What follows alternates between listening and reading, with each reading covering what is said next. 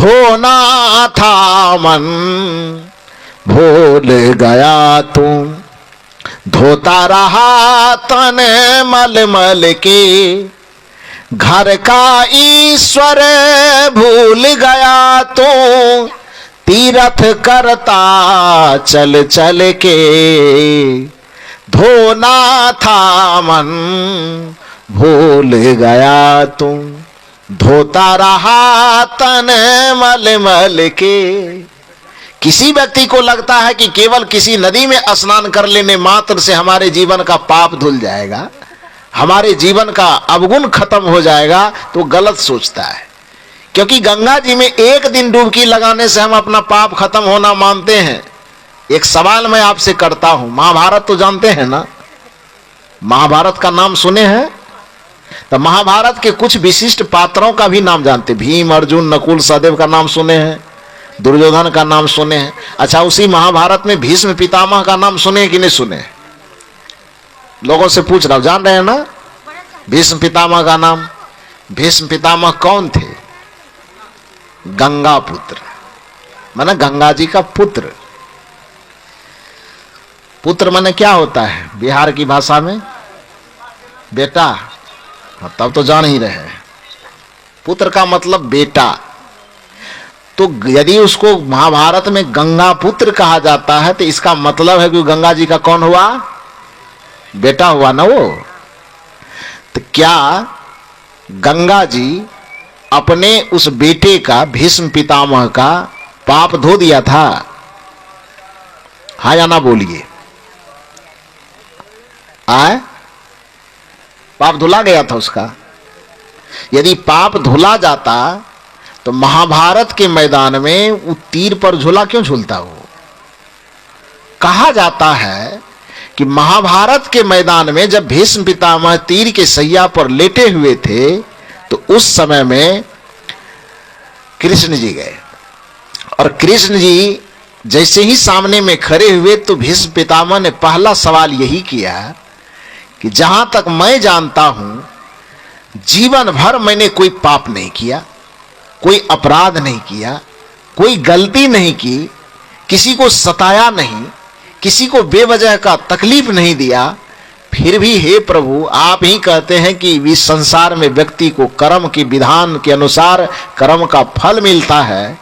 तो जहां तक मैं अपने धर्म आचरण के नाते जानता हूं कि मैंने जीवन में कोई पाप, कोई गलती नहीं की, तो आपसे सीधा मेरा सवाल है कि जब मैंने कोई गलती की ही नहीं तो फिर कौन से कर्म का सजा है जो ये तीर पर हमको लेट करके झूला झूलना पड़ रहा है? एक एक इंची पर से एकदम तीर चुभा हुआ है और सब जगह से खून जो चू रहा है, तो भीष्म पितामह को दर्द होता होगा कि नहीं होता होगा? होता होगा ना जी। तो भीष्म पितामह सीधे भगवान से सवाल करते हैं, जब इस सृष्टि में यही विधान है कि कर्म जय, कर्म प्रधान विश्व करी राखा, जो जस करही सो तसफल चाखा। तो जहां तक हमको याद है कि हमने कोई गलती, कोई पाप, कोई अपराध इस जन्म में नहीं किया है, तो फिर ये सजा जो हमको मिल रही क्यों मिल रही है? कृष्ण जी ने कहा कि आप अपने तप के बल से बताइए कि आप अपने कितने जन्म को जानते हैं कि आपने कोई गलती, कोई पाप, कोई अपराध नहीं किया है? तो भीष्म पितामह ने कहा कि मैं 100 जन्म तक को जानता हूं। कृष्ण जी ने कहा अच्छा ये बात है, 100 जन्म तक जान रहे हैं? कहा जान रहे हैं। कृष्ण जी ने कहा अच्छा रुकिए, 1 जन्म और पीछे खिसकी, माने 101 जन्म पीछे जाएगी। तो कृष्ण जी उसको 101 जन्म तक पीछे ले जाते हैं, मस्तक पे हाथ रखते हैं, 101 जन्म तक उसकी चेतना को पीछे ले गए। उस जगह पर भीष्म पितामह से कहे कि अब देखिए कि 101 जन्म पहले आपने क्या किया था। तो घटना को देख रहा है, देख क्या रहा है कि 101 जन्म पीछे भी वह एक राज के राजकुमार थे, भविष्य में राजा होते, राजा का एकलौता बेटा। तो एकलौता बेटा तो किसी का भी होता है तो बड़ा दुलारा होता है ना। अब राजे का बेटा है वो, तो फिर तो कहना क्या है, दुलारा होने के कारण थोड़ा उद्दंड स्वभाव का भी था। तो कहीं वो रथ पर बैठ करके जा रहे थे, कब? 101 जन्म पहले। तो कहीं रथ पर बैठ करके जा रहे थे कुछ काम करने, या कहीं किसी यात्रा पे निकले होंगे। अचानक उसके आगे से एक सांप गुजर गया रोड पर से। तो एक दकियानुसी बात होती है कि कहीं कहीं बिल्ली रास्ता काट दे तो कहीं अपशगुन होता है, कहीं और कुछ हो जाए तो अपशगुन होता है। तो उस समय का शायद ये रिवाज रहा होगा कि रास्ता यदि सांप भी रास्ता काट दे तो कोई अपशगुन वाला मामला बनता हो। अब क्या होता वो तो हम देखने नहीं गए थे, लेकिन हो सकता है कि ऐसी धारणा रही हो कि रास्ता काट दिया सांप ने तो अपशगुन हो गया। तो ये हालांकि किसी के रास्ता उस तक काटने से अपशगुन फपशगुन क्या होगा। रोड खरीदा हुआ केवल आदमी का नहीं ना है, रोड है तो सबका है। जरूरत किसी को पड़ेगा तो दाएं बाएं नहीं करेगा वो, तो अपने आवश्यकता के अनुसार दाएं बाएं कर रहा है, उसमें व्यक्ति को अपशगुन देखने की क्या आवश्यकता है। व्यक्ति का यदि कर्म बिगड़ जाए ना तो फिर वो चांद पे भी चला जाए तो पर भी उसका किस्मत वहां पर बिगड़ा हुआ मिलेगा। और व्यक्ति का यदि कर्म सुधरा हुआ है तो दिन कोई भी हो, रास्ता कोई भी काटे, उससे कोई फर्क नहीं पड़ता है। आदमी के कर्म के अनुसार उसका बदनसीबी और खुशनसीबी आती है। आदमी का कर्म अच्छा है तो सब चीज अच्छा है, बाकी कर्म बिगड़ा हुआ है तो सब चीज बिगड़ा हुआ है। शायद भीष्म पितामह को लगा हो ये सांप ने रास्ता काटा तो मेरे लिए अच्छा नहीं होगा, इसके कारण से उन्होंने क्या किया, गुस्सा से उतर करके गया और अपने शरीर जो पीछे में तीर, तरकस में तीर रखा हुआ था, तीर निकाला। अब पहले सांप को एकदम पूरा जो इधर उधर पूरे शरीर में भोंक दिया तीर को।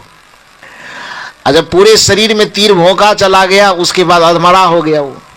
उस अधमरे सांप को वो तीर पर उठाते हैं और उठा करके बड़ी जोर से फेंकते हैं। तो एक बबूल के वृक्ष का झाड़दार वृक्ष है वो, उस पर वो सांप को फेंक दिया। इतना जोर से फेंका कि वहां जो झाड़ीदार कांटा था ना, वो कांटा क्या हुआ, सांप के पूरे शरीर में चुभ गया और वह सांप उस कांटे पर कम से कम 15, 16, 18 दिन कहा जाता है कि वो लटका रहा। और कड़ाहते कड़ाहते 18 दिन के बाद उस सांप का शरीर छूट गया, उसकी मृत्यु हो गई। उस पाप का दंड कितना जन्म पहले किया था यह घटना, 101 जन्म पहले। और उस 101 जन्म पाप किए हुए पाप का सजा कब मिला, 101 जन्म के बाद। कब, जब वह गंगा का पुत्र बन करके जन्म लिया।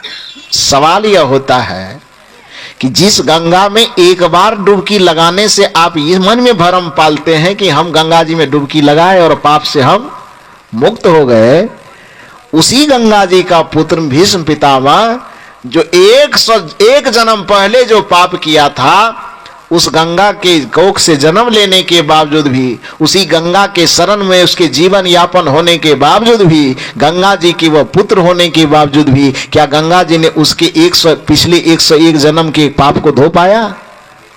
आए तो जब अपने बेटे के पाप को गंगा जी नहीं धो पाई तो आपका पाप वो एक ही डुबकी में धो देगा। आप कौन है, उसका मौसी का बेटा? आए वस्तुतः जिस गंगा में डुबकी लगाने से आपका पाप धुलता है उसको ज्ञान गंगा कहा जाता है। कि भक्ति के गंगा में डुबकी लगाए तो भले आपका पाप धुलेगा, क्योंकि इस गंगा का जो प्रवाह है वो मन तक पहुंचता है। उस गंगा का प्रवाह आपके तन को शुद्ध करेगा, तन को निर्मल करेगा, तन को कोमल बनाएगा, तन को पवित्र करेगा। लेकिन तन से पाप को कुछ लेना देना नहीं है। पाप और पुण्य को तो मन से लेना देना है ना जी। पाप और पुण्य व्यक्ति तन से नहीं करता है, पाप और पुण्य व्यक्ति कहां से करता है, मन से करता है, माइंड से करता है, बुद्धि से करता है। तो जो गंगा बुद्धि तक पहुंचे, जिस गंगा की पहुंच मन तक हो, जिस गंगा की पहुंच चित्त तक हो, जिस गंगा की पहुंच बुद्धि तक हो, डुबकी हमको उस गंगा में लगाना चाहिए। और वो गंगा कहां निकलती है? विचारक कहते हैं सद्ज्ञान की गंगा प्रवाहित है गुरुदेव आपके चरणों में, होता है आकर मन निर्मल गुरुदेव आपके चरणों में। गुरुदेव के मुख से निकली हुई जो ज्ञान गंगा का प्रवाह है गुरुदेव के चरण शरण से प्रवाहित जो भक्ति की गंगा का प्रवाह है, उस ज्ञान गंगा में, उस भक्ति की गंगा में जो निरंतर डुबकी लगाता है, तो इस भक्ति के प्रभाव से, इस ज्ञान के प्रभाव से व्यक्ति के मन का पाप धुल जाता है और इस गंगा में डुबकी लगाने से व्यक्ति का जन्म मरण एकदम तर जाता है, उसका सारा का सारा पाप छूट जाता है। इसलिए ज्ञान गंगा में डुबकी लगाना चाहिए। जिस गंगा में डुबकी लगाने से हम पाप का तरना मानते हैं, वो गंगा का भी पाप कौन तारता है? कहा जाता है गंगा अवतरण की भूमिका कोई पढ़े हो तो जानिए, चाहे वो वाल्मीकि रामायण में पढ़ें, शिव पुराण में पढ़ें, चाहे और किसी शास्त्र में पढ़ें, हमें एक चीज समझ में नहीं आता है कि बहुत सारे लोग भगवान के भक्त तो बन जाते हैं, कहलाते हैं, लेकिन उस भगवान के चरित्र को सही ढंग से पढ़ने की कोशिश नहीं करते। कबीर साहब ने दुनिया को उस भगवान के वास्तविक चरित्र को समझाने का प्रयास किया तो लोगों ने कबीर साहब पर यह आरोप लगा दिया कि भगवान को मानवे नहीं करता है, कि कोई पूजा पाठ तीर्थ व्रत देवी देवता मानता ही नहीं। अरे कैसे लगता है कि कबीर साहब कुछ नहीं मानता है? कबीर साहब सब चीज मानते हैं, लेकिन मानने के पीछे वो तर्क यह देते हैं कि कुछ भी मानने से पहले उसकी सच्चाई तो जान लो। जब तक सच्चाई नहीं किसी चीज की जानी जाए तब तक उसको क्यों मानते हो? सच यदि जानने के बाद यदि लगे कि ये सच है तो बिल्कुल मानो, और लगे कि ये सच नहीं है, झूठ है, तो बिल्कुल मत मानो। सच और झूठ को जानना कोई बुरी बात है क्या? कबीर साहब ये नहीं कहते हैं कि देवी और देवता को मत मानो। कबीर साहब ये कहते हैं कि जिसको तुम देवी देवता मानते हो उसके बारे में पहले जान लो, यदि वो उचित लगे तो मानो और उचित ना लगे तो मत मानो।